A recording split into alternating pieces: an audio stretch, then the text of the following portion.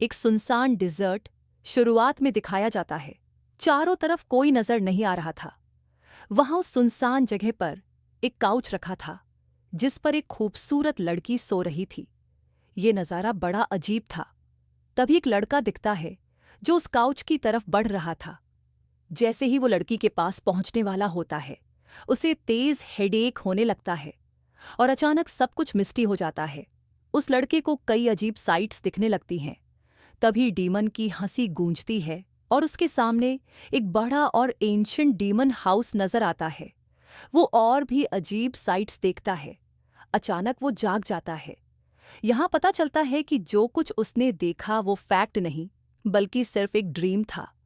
उस लड़के का नाम थॉमस है और वो एक पेंटर है। थॉमस कई सालों से ऐसे नाइटमेयर्स देख रहा है। इन ड्रीम्स से परेशान होकर थॉमस एक साइकोलॉजिस्ट के पास जाता है। अभी भी वो साइकोलॉजिस्ट के पास ही है। साइकोलॉजिस्ट उसे बताती है, तुम स्लीप डिस्टर्बेंस से सफ़र कर रहे हो।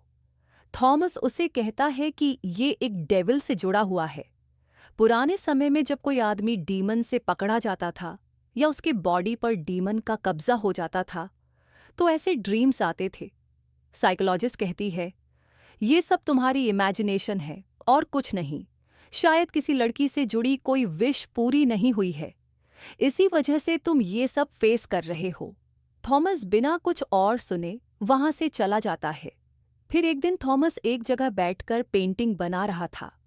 तभी उसे बुशेस में कुछ हलचल महसूस होती है। लेकिन उसी वक्त उसे प्रॉपर्टी एजेंसी से कॉल आता है। उसे बताया जाता है कि उसके अंकल ने अपनी डेथ से पहले उसे एक प्रॉपर्टी दी है। थॉमस वहां पहुंचता है तो प्रॉपर्टी एजेंट उसे कुछ पेपर्स देती है। उस जगह का नाम था काइजर गार्डन। वो एजेंट उसे एक लेटर भी देती है जो उसके अंकल ने डेथ से पहले लिखा था। थॉमस ये देखकर शॉक्ड रह जाता है, क्योंकि उसने न कभी अपने अंकल को देखा था, न ही कभी उसके बारे में सुना था। जब वो एनवेलप खोलता है तो उसमें काइजर गार्डन की फोटोज निकलती हैं, और वही काइजर गार्डन बिल्कुल वैसा ही था जैसा डीमन हाउस उसने अपने ड्रीम में देखा था। अब थॉमस उस प्रॉपर्टी को देखने की चाह में वहां जाने का फैसला करता है। घर लौटकर वो अंकल का लेटर पढ़ता है। उसमें लिखा होता है, मुझे अफसोस है कि मैं तुमसे कभी नहीं मिला। मेरी माँ और दादी इसकी वजह थीं। शायद वो सही थीं, क्योंकि हमारी फैमिली सदियों से काइजर गार्डन से जुड़ी रही है। दुर्भाग्य से काइजर गार्डन के मर्दों पर कर्ज है। हालांकि इस लेटर में उस कर्ज का पूरा जिक्र नहीं किया गया। कुछ रूल्स हैं जिन्हें तुम्हें फॉलो करना होगा। काइजर की ब्लड लाइन का होने की वजह से तुम वहां किसी भी डोर को अपने ब्लड से खोल सकते हो। लेकिन एक वार्निंग है, बेसमेंट तुम्हारे लिए प्रोहिबिटेड है। मुझ पर ट्रस्ट करना, वो जगह तुम्हारी भलाई के लिए बैन है। थॉमस काइजर गार्डन पहुंचता है। चाबी न होने के कारण वो दरवाज़ा तोड़कर अंदर जाता है। घर बहुत गोस्टली और एंशिएंट लग रहा था। वहां स्कल्स और अजीब स्टैचूज पड़े थे जो उसे और भी डरावना बना रहे थे। घर एक्सप्लोर करते समय उसे बार बार लगता है जैसे कोई उसे देख रहा हो। जब वो बेसमेंट की ओर जाता है तो डोर बंद होने की आवाज़ सुनता है। उसे वहां किसी की प्रेजेंस का एहसास होता है, लेकिन देखते ही वो नज़र से गायब हो जाता है। ऊपर जाकर थॉमस की मुलाकात लिंडा से होती है, जो प्रॉपर्टी एजेंसी की एजेंट थी। वो थॉमस से उसके अंकल के लेटर के बारे में पूछती है। थॉमस असहज महसूस करता है तो लिंडा माफ़ी मांगकर वहां से चली जाती है। रात में थॉमस को फिर ड्रीम आता है। वो ड्रीम देखता है कि वो एक प्रिंसेस को जगा देता है। थॉमस कहता है, ये ड्रीम नहीं हो सकता, ये रियलिटी लग रहा है। वो प्रिंसेस कहती है, मेरा नाम रोज़ है, लेकिन लोग मुझे स्लीपिंग ब्यूटी भी कहते हैं। तुम्हें ये रियलिटी लग रही है क्योंकि हम फिजिकल वर्ल्ड में करीब आ चुके हैं। इसी वजह से तुमने मुझे ड्रीम से जगा दिया है। मैं तुम्हारा इंतज़ार कर रही हूं कि तुम फिजिकल वर्ल्ड में मेरे करीब आओ। वो थॉमस की तरफ बढ़ती है, लेकिन अचानक डरकर पीछे हट जाती है। थॉमस जब पीछे देखता है तो वो हैरान रह जाता है। प्रिंसेस उससे बार बार कहती है, मुझे यहां छोड़कर मत जाओ। फिर थॉमस की आंख खुल जाती है। लेकिन उसे फिर स्लीप डिस्टर्बेंस होती है। अचानक डीमन उसकी ओर आने लगता है और उसे मारने की कोशिश करता है। थॉमस की आंख खुल जाती है। मतलब ये भी एक नाइटमेयर था। तभी उसके घर की डोरबेल बजती है। बाहर हाउस का अप्रेजर खड़ा था। वो मेंटेनेंस के बारे में पूछने आया था।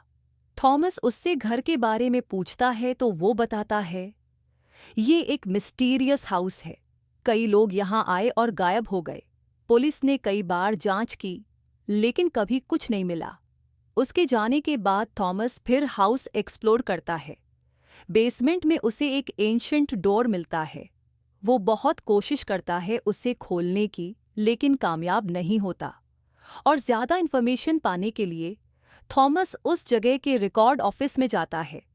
वहाँ उसे एक शीट मिलती है जिस पर कुछ इनकॉम्प्रिहेंसिबल स्टेटमेंट्स लिखे होते हैं। थॉमस उसे समझने की कोशिश करता है। तभी अचानक उसके पेट में तेज दर्द उठता है।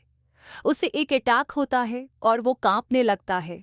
और फिर उसे वही साइट्स दिखने लगती हैं जो उसने अपने ड्रीम में देखी थीं। पहली नज़र में थॉमस अपनी नॉर्मल कंडीशन में आ जाता है। वो लिंडा के साथ था। थॉमस कहता है, इस शीट पर लिखे स्टेटमेंट्स तुम्हारे हैंड राइटिंग से मिलते हैं। अगर तुम्हें इस हाउस के बारे में नॉलेज है तो मुझे बताओ। लिंडा बताती है, मेरा ब्रदर इस हाउस में गया था और आज तक वापस नहीं आया। वो गायब हो गया। काइजर गार्डन में अब तक 50 से ज्यादा लोग आए, लेकिन उनमें से कोई भी जिंदा वापस नहीं लौटा। और ये भी पता नहीं चला कि वो कहाँ डिसअपीयर हो गए। थॉमस कहता है, मुझे तुम्हारी हेल्प चाहिए। दोनों बातें कर ही रहे होते हैं कि अचानक थॉमस को फिर से फिट पड़ता है। लिंडा उसे डॉक्टर के पास ले जाती है और डॉक्टर कहता है, उसे पैनिक अटैक हुआ है।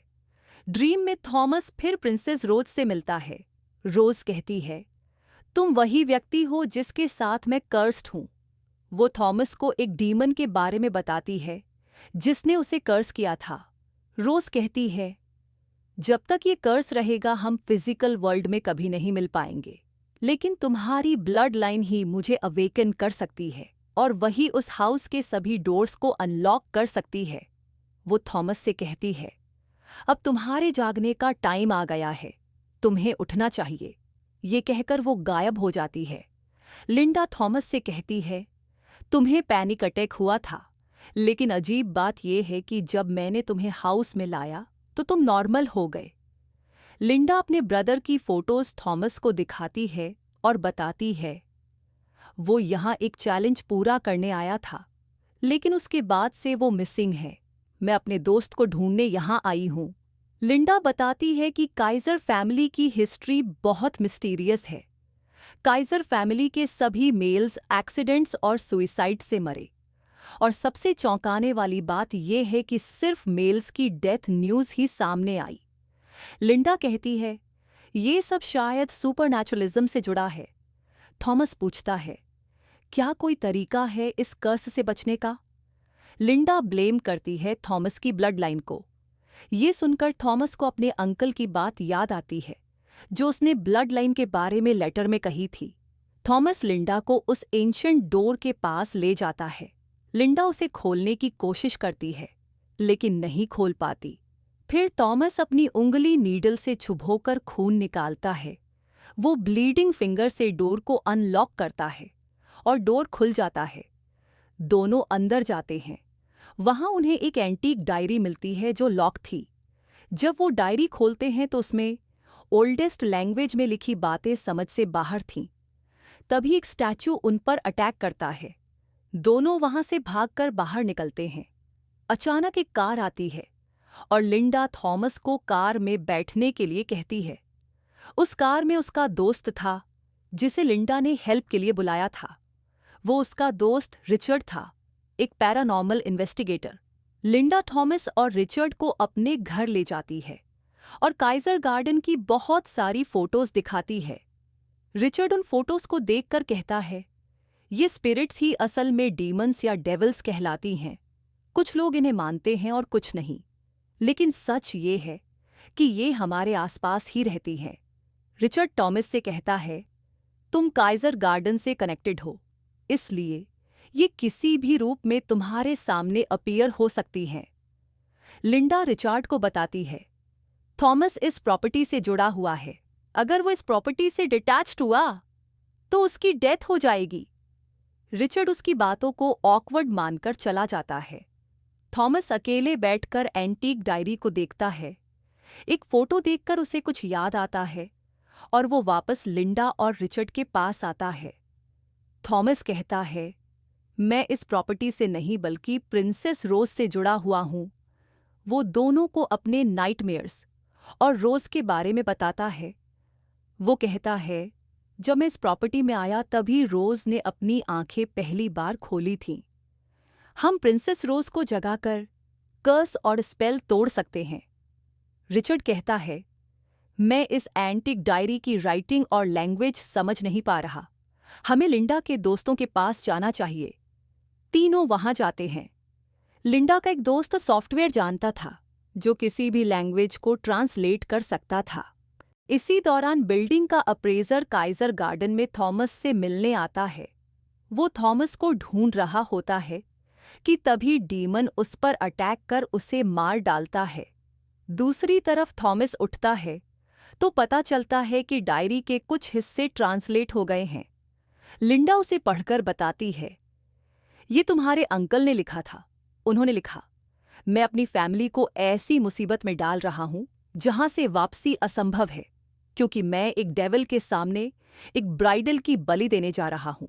थॉमस पूछता है, इसका मतलब क्या है? रिचर्ड बताता है, तुम्हारे अंकल का उस डेविल और ब्राइडल से संबंध था। आगे ट्रांसलेशन से पता चलता है कि प्रिंसेस रोज अपनी ब्यूटी के लिए मशहूर थी, लेकिन एक डीमन ने उस पर इंचांटमेंट डाल दिया और उसे कर्स कर दिया। फिर नीडल से चुभने के बाद वो इमॉर्टल स्लीप में चली गई। रोज अब भी उसी डीमन के कब्जे में है। अगर ये सच है तो रोज जिंदा है। थॉमस को काफी समय से प्रॉपर्टी से डिटैच रहने के कारण फिर पैनिक अटैक पड़ता है। लिंडा और रिचर्ड उसे वापस काइजर गार्डन ले जाते हैं। घर पहुंचने पर उन्हें पता चलता है कि बिल्डिंग का अप्रेजर अब जिंदा नहीं रहा। थॉमस लिंडा और रिचर्ड को लेकर बेसमेंट जाता है। वो फिर अपने ब्लड से डोर अनलॉक करता है। वहां एक टनल था जिसका डोर अब खुल चुका था। आगे बढ़ते ही उन पर एक डेविल अटैक करता है, लेकिन रिचर्ड इंचांटेड वर्ड्स बोलता है तो वो डेविल डिसअपीयर हो जाता है। अब वो तीनों अपने तय स्थान पर पहुंचते हैं और उसी डीमन से सामना होता है। लिंडा और रिचर्ड कहते हैं, हम डेविल का ध्यान भटकाएंगे, तुम्हें प्रिंसेस रोज को जगाना होगा। थॉमस उस रूम में पहुंचता है जहां प्रिंसेस रोज कैद थी।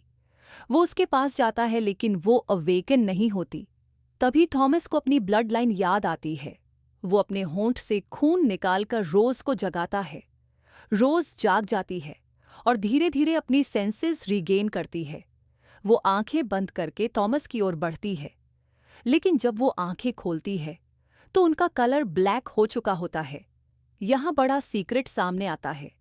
प्रिंसेस रोज अब प्रिंसेस नहीं रही, वो डेमन में बदल चुकी है। वो गोस्टी आवाज में कहती है, तुमने मुझे अवेकन किया, लेकिन अब तुम्हारा गेम ओवर है। वो थॉमस पर स्पेल डालती है और उसे दीवार से टकरा देती है। रोज कहती है, मैंने तुम्हारे बारे में बहुत सोचा था, लेकिन सच्चाई ये है कि जिस ड्रीम गर्ल को पाने के लिए तुम संघर्ष कर रहे थे, वो ड्रीम गर्ल नहीं बल्कि डीमन थी।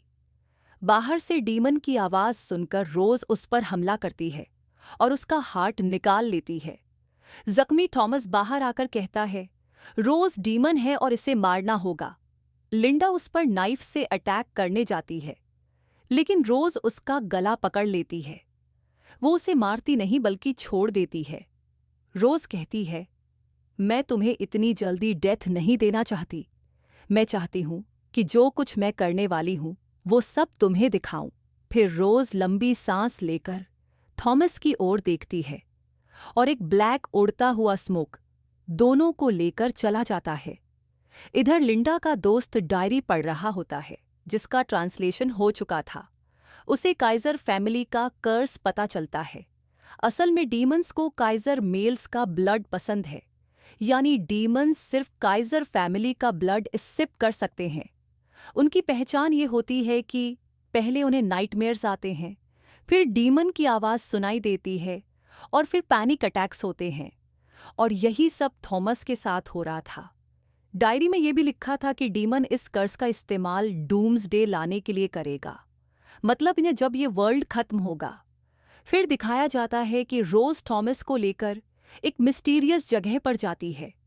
वो जगह वर्ल्ड से बहुत दूर थी। रोज थॉमस के ब्लड का इस्तेमाल कर इंचांटेड वर्ड्स बोलती है। वो कहती है, जल्द ही सभी डीमंस जाग जाएंगे और डूम्सडे के आने से पूरी दुनिया खत्म हो जाएगी। मूवी यहीं इस एन्चांटमेंट के साथ खत्म हो जाती है। आखिर में ये कहानी हमें ये सिखाती है कि जिंदगी की सबसे बड़ी लड़ाई हमेशा बाहर के दुश्मनों से नहीं होती, बल्कि हमारे अंदर के डर और लालच से होती है।